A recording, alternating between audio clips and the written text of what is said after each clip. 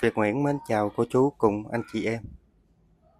Hôm nay mình chia sẻ hai cách để nạp chỉ qua cây kim rất là dễ dàng. Chỉ cần có một cây bút như thế này, việc nạp chỉ qua cây kim nó không làm khó khăn, dẫu là người lớn tuổi hay là trẻ tuổi. Nó sẽ giúp bạn tiết kiệm thời gian rất nhiều. Bây giờ mình sẽ chia sẻ cách đầu tiên. Cách đầu tiên này nó rất là đơn giản. Việc xỏ chỉ qua cây kim với người trẻ tuổi thì nó cũng khá đơn giản, nhưng với người lớn tuổi thì nó sẽ gặp khó khăn rất là nhiều. Mình sẽ lấy sợi chỉ và mình sẽ căng cái sợi chỉ ra. Mình căng cái sợi chỉ ra như vậy. Một lát nữa mình nạp cây kim vô, nó sẽ dễ dàng hơn.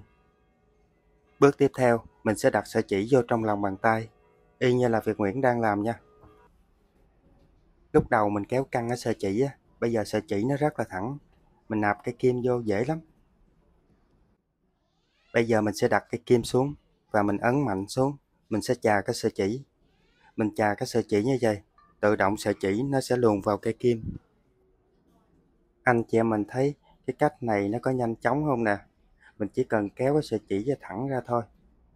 Khi mình ấn cây kim xuống sợi chỉ á, là cái sợi chỉ nó sẽ bung lên, mà mình cũng không cần làm cái thao tác nào quá nhiều. Video hôm nay Việt Nguyễn chia sẻ cách nạp chỉ qua cây kim để những cô chú lớn tuổi á, mình có thể thực hiện một cách rất là dễ dàng khi mình cần may vá một cái gì đó mà mình cũng không cần nhờ đến con cháu. Còn các bạn trẻ mà thực hiện theo cách này á, thì nó sẽ tiết kiệm thời gian của mình rất là nhiều. Để Việt Nguyễn sẽ thực hiện cái thao tác này thêm một lần nữa, cô chú anh chị em mình xem nha. Tại mình thấy cái cách xỏ chỉ qua cây kim này á, là ngắn gọn và xúc tích nhất. Khi mình đặt cây kim xuống sợi chỉ á, anh chị em mình nhớ là lấy cái lỗ kim mình áp sát vô trong sợi chỉ nha. Và mình sẽ ấn cây kim xuống vào trong lòng bàn tay và mình sẽ chà. Mình chà một chút là cây kim nó sẽ nổi chỉ lên. Tự nhiên không có chịu đẩy sợi chỉ lên mà đi kéo sợi chỉ xuống chứ. Cũng hên quá, nó không có bị tuột ra. Vẫn còn kéo lên được. Hên quá, tưởng đâu nó bung ra chứ. Với cái cách này, cô chú anh chị em mình thấy nó có đơn giản không nè? Chứ Việt Nguyễn thấy á, nó quá chừng là đơn giản luôn nha.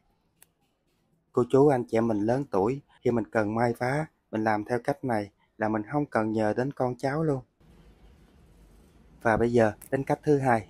Cách thứ hai này mình sẽ chỉ qua cây kim bằng cây bút. Mình sẽ dùng một cây bút mà cái phần đầu của nó mình có thể tách rời ra được như vậy. Với cái cách mà mình nạp chỉ qua cây kim bằng cây bút như thế này, mình có thể để cây bút mình xài hoài hoài luôn. Mình sử dụng cây bút mà mình phải tách rời cái phần đầu nó ra như vậy mới được nha. Tiếp theo mình sẽ sử dụng một cái dây điện. Cái dây điện này là dây điện ở trong nhà mình hay sử dụng á. Cái cọng dây đồng này nè, nó nhỏ bằng cọng tóc nó không có lớn lắm đâu. Giờ mình sẽ gấp cái sợi dây đồng này lại như là một cái hình giọt nước vậy đó. Cái sợi dây đồng này nó nhỏ nên mình uốn lại rất là dễ. Kéo xuống. Cái sợi dây đồng nó dài quá đó, mình lấy kéo nè, mình cắt bớt đi.